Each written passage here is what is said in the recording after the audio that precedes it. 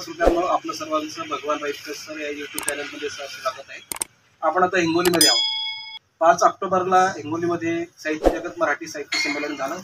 त्या संमेलनाचे अध्यक्ष आदरणीय कलांद जाधव सर या ठिकाणी उपस्थित आहेत आणि उद्याला शासनाच्या निधीच्या माध्यमातून जे साहित्य संमेलन होत आहे हिंगोलीचे, या संमेलनाचे अध्यक्ष आमचे मार्गदर्शक परम आदरणीय अशोकजी अर्धापूरकर सर या ठिकाणी आहेत. नमस्कार सर. आपण सरांना काही प्रश्न विचारणार आहोत. सर, आता हे जे संमेलन आहे तर संमेलनाच्या माध्यमातून समाजामध्ये कशा प्रकारची जनजागृती होते आणि संमेलनाची गरज आहे का आणि ती कशा पद्धतीची आहे ते आम्हाला सांगा.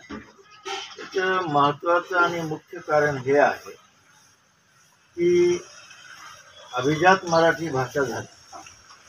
त्यानंतर शासनाच्या हे लक्षात आलेलं आहे की मराठी भाषेची गळचेपी चालू आहे आणि अनेक भाषा मृतप्राय झालेल्या आहेत मराठी भाषेच्या संबंधित. जशी की बोली भाषा आहे आणि ही बोली भाषा म्हणजे प्रमाण भाषेचं ते मोठं. पुन्हा हा प्रयोग चालू आहे की अशा संमेलनाच्या माध्यमातून या ग्रामीण भागातील सर्व लोकांना प्रोत्साहन द्यायचं आणि परत बोली भाषेतील शब्द जे आहेत, अनेक शब्द कृषीच्या संदर्भात ते संपून गेलेले आहेत, कुणाला माहीत नाही, की त्याचं पुनरुज्जीवन करणे आणि भाषा समृद्ध करणे हा महत्त्वाचा उद्देश या संमेलनामागे आहे. सर, माझा दुसरा प्रश्न असा आहे की जनरली संमेलन म्हटल्यानंतर साहित्याशी संबंधित लोक असतात, इतर लोक नसतात किंवा फारशी गर्दी नसते.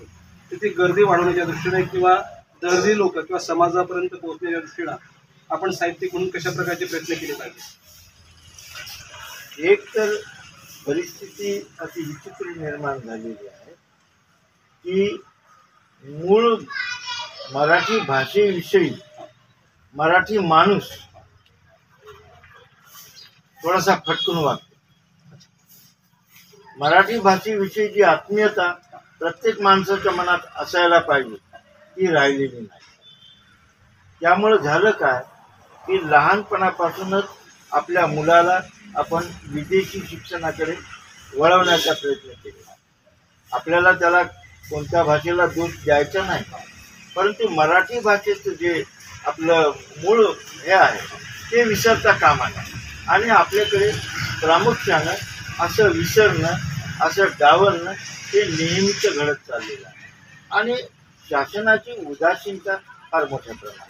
तर समाजाला मराठी भाषेकडे वळवण्यासाठी किंवा मराठी भाषेची आवड निर्माण करण्यासाठी साहित्यिक कवी या नात्याने आपण कुठल्या प्रकारचे प्रयत्न करायला पाहिजे असं तुम्हाला वाटतं. आपला प्रश्न जो आहे तो मूलभूत स्वरूपाचा आहे आणि शासनाची जी पूर्वीपासून उदासीनता होती त्यामुळे ह्या सगळ्या गोष्टी घडलेल्या आहेत. समाज हा बेफिकीर आहे. त्यांना फक्त आपलं कल्याण कुठं आहे हे बघण्यासाठी त्यांचा प्रयत्न असतो आणि विदेशी भाषेतून आपल्या मुलाला नोकरी लागेल वगैरे वगैरे असे काहीतरी भ्रम त्यांच्या मनामध्ये आहे. या भ्रमामध्ये झालं काय की मराठी भाषेचं विस्मरण झालं आणि हे विस्मरण भाषेसाठी अत्यंत वाईट गोष्ट आहे. आता नव्यानं भाषा जागृत करायची आहे, नव्यानं बोलीभाषा निर्माण करायची आहे, ते यासाठी साहित्यिकांनी प्रामुख्यानं प्रयत्न करणे भाग आहे.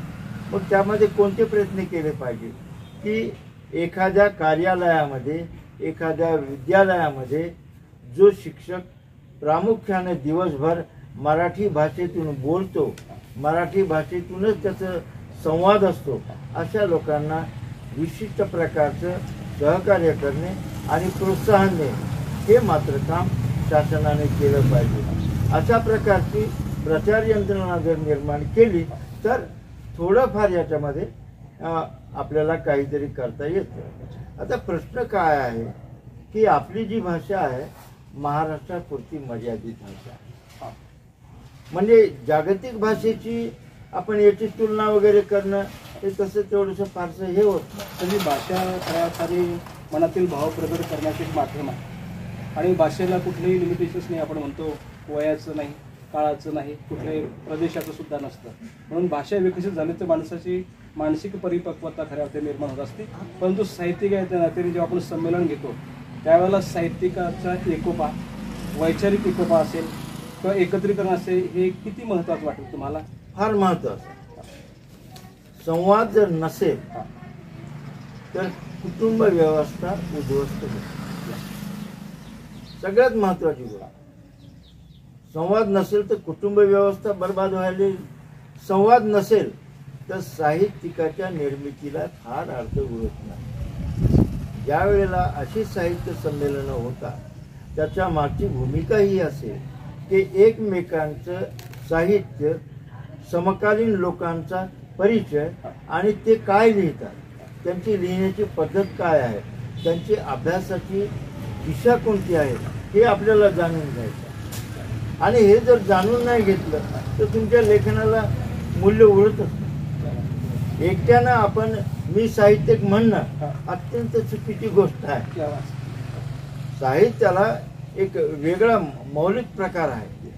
त्यामुळं जुने जे साहित्यिक आहेत, आता सर तुम्हाला अत्यंत महत्त्वाची गोष्ट सांगतो की दुसऱ्या महायुद्धाच्या नंतर जागतिक परिस्थिती काय निर्माण झाली हे आत्ताच्या साहित्यिकाला माहीत असणं अत्यंत गरजेचं आहे. इथिओपियामध्ये जो दुष्काळ पडला याची माहिती साहित्यिकांना असणं अत्यंत आवश्यक आहे. आणि आजच्या घडीला समाज कुठे चाललेला आहे हे सुद्धा साहित्यिकाला माहीत असणं आवश्यक आहे. तरच त्याचं सृजन होऊ शकतं, अन्यथा नाही. मित्रांनो, आदरणीय सरांनी बोलताना अतिशय महत्त्वाचे मुद्दे सांगितले की साहित्यिक आणि साहित्यिकाची मानसिकता कशी असावी. साहित्यिक हा स्वतःपुरता मर्यादित नसतो, त्यामध्ये महत्त्वाची गोष्ट तो संवेदनशील असावा, तो आपल्या भावनेसोबत इतरांच्या भावनांचाही आदर करणारा असावा आणि आपले जे समकालीन आहेत त्या समकालीन लोकांचं साहित्याचा आदर आणि वाचन करणारा असावा. असा सुंदर अशा प्रकारचा संदेश सरांनी त्यांच्या मुलाखतीमधून दिला. आदरणीय सरांनी त्यांचा अमूल्य वेळ आपल्या चॅनलसाठी दिल्याबद्दल सरांचे मी खूप खूप मनपूर्वक धन्यवाद मानतो. धन्यवाद सर. धन्यवाद.